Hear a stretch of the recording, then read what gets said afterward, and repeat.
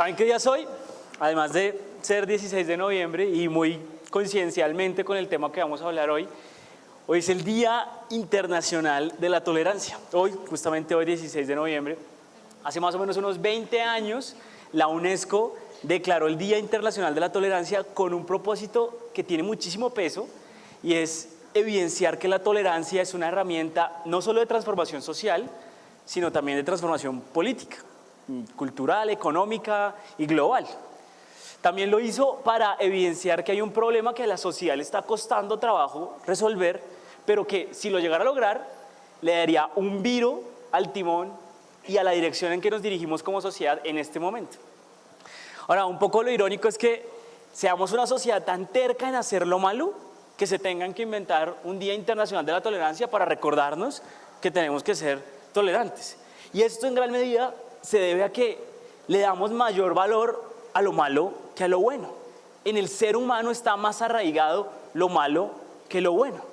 Incluso le ponemos más atención a lo malo que a lo bueno. Les voy a poner unos ejemplos. Las noticias. Siempre hay mayor cobertura mediática de lo malo que de lo bueno. Se viraliza siempre más rápido lo malo que lo bueno. Nos impacta muchísimo más cuando alguien nos hace algo malo que cuando alguien nos hace algo bueno porque lo damos por sentado. Otro ejemplo que se me viene a la cabeza es, no sé, el del último minuto del noticiero. Jamás en mi vida recuerdo que haya sido una noticia buena, jamás. Siempre han sido cosas ligadas a catástrofes sociales. Incluso la misma sociedad está estructurada para tratar de percibir más lo malo que lo bueno. Las cámaras de seguridad, por ejemplo, están puestas ahí únicamente para detectar cuando alguien haga algo malo. Y esto, de una u otra forma, nos hace entender que se le está dando más valor a lo malo que a lo bueno. Crecimos en una cultura, por ejemplo, en la que se acotó el término de grandes mentes criminales, como si tuviéramos que admirar el ingenio de las personas para hacer lo malo. Incluso también pasa algo muy curioso con las cosas buenas, y es que cuando alguien nos hace el bien, nos sorprende. Eso sí lo sospechamos. Hasta hay una frase que dice, de eso tan bueno no hay tanto. Y eso pasa en países como el nuestro porque lo bueno es algo extraño, pero lo malo es algo de todos los días. Algo que está pasando también muy curioso es algo tan bueno como, por ejemplo, los valores están siendo totalmente imperceptibles. No tienen valor. La gente que es disciplinada muy rara vez es la gente más popular. La gente que es generosa la critican porque se va a quedar pobre de tanto ser generosa. La gente que es caballerosa y cede una silla, entonces es un machista que considera al otro sexo débil, o es una persona anticuada. Y todo esto que está demostrando que hay algo bastante irónico que está ocurriendo con los valores, y es que, así como lo dice esta charla, pues los valores han perdido su valor. La gente tiene una malinterpretación completamente fuerte con respecto a lo que significan en realidad los valores. Por ejemplo, no sé si han visto, pero hay personas que le dicen a la gente que tiene escasos recursos, gente humilde. Esa persona, ¿cómo es de humilde? ¿Cómo es de sencillo? Como si hubiera algún vínculo entre la humildad y la falta de recursos. Hay gente muy rica que es muy humilde y gente muy pobre que es muy egocéntrica.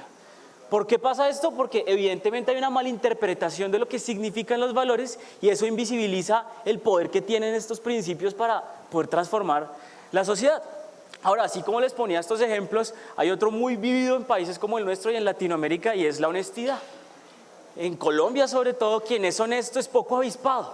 Quien es honesto se vincula con alguien ingenuo, y la ingenuidad a su vez está vinculada con debilidad, con vulnerabilidad. Esto es absurdo. ¿Cómo es posible que alguien, por ejemplo, que es capaz de mentir y de manipular y utilizar la mentira a su favor, se le diga a gente como esa persona es un zorro? Esa persona es una avispada, esa persona es muy sagaz, simplemente por saber manipular la mentira. Fíjense que todo esto que les estoy diciendo, todos sabemos que es cierto porque es algo de todos los días. Y esto es algo que tiene que cambiar. La verdad perdió valor y las mentiras, por otro lado, las tratamos de justificar. Hay otro término muy común en nuestra sociedad, que es las mentiras piadosas.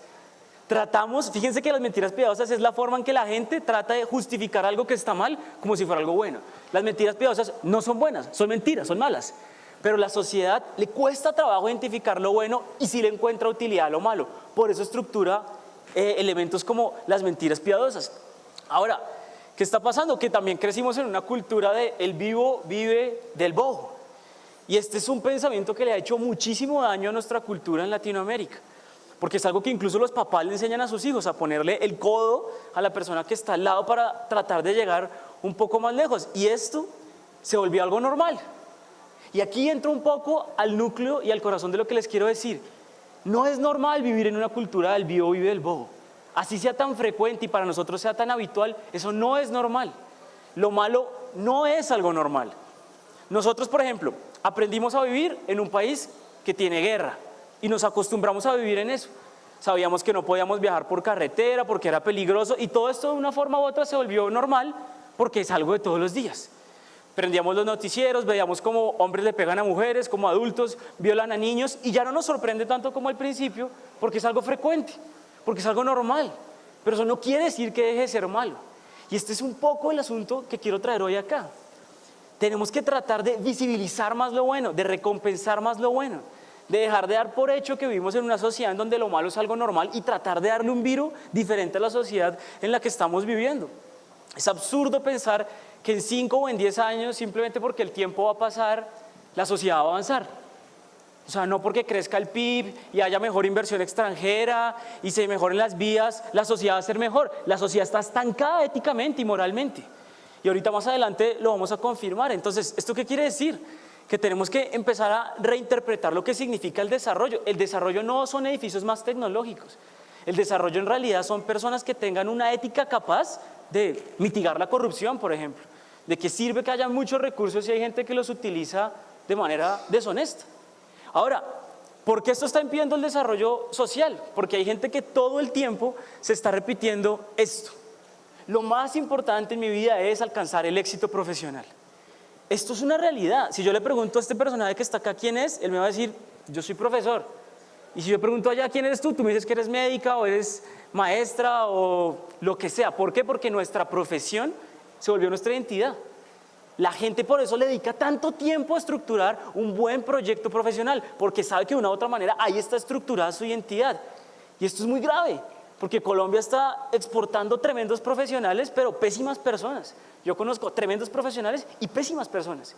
Y esto es un poco la mentalidad que hay que cambiar. Los valores se tienen que convertir en la plataforma para alcanzar un éxito profesional y que incluso ese éxito se mantenga y dure en el tiempo.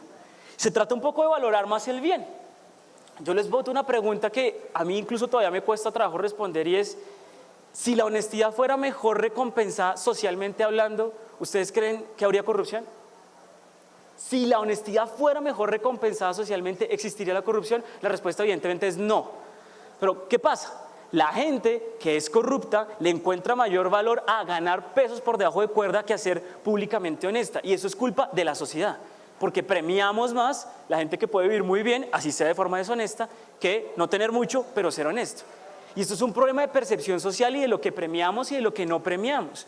Ahora, ¿a qué nos está llevando todo esto? A que debemos reinterpretar el desarrollo. También es ético, también es moral, es consciente, es voluntario. Yo con el paso de los años no me vuelvo más ético, me vuelvo más viejo. Es un proceso que yo tengo que empezar a ser consciente en la manera en cómo tomo decisiones, en cómo visualizo al otro y en cómo trato a las otras personas. Ahora, hay muchas estadísticas de que lo que les estoy diciendo es totalmente cierto. Por ejemplo, la UNESCO este año demostró que hay 246 millones de jóvenes alrededor del mundo anualmente que son víctimas de acoso escolar. Esa es una cifra muy grande. En países más cercanos como el nuestro, España, desde el 2015 al 2017, con tan solo 2 años, se incrementó más del 200% los índices de acoso escolar. 200%, es absurdo. Y en países como el nuestro, por ejemplo, Colombia, la Universidad de La Sabana demostró que entre el 5 y el 10% de personas que son víctimas de ciberacoso, de acoso escolar, son más propensas a irse a sí mismas.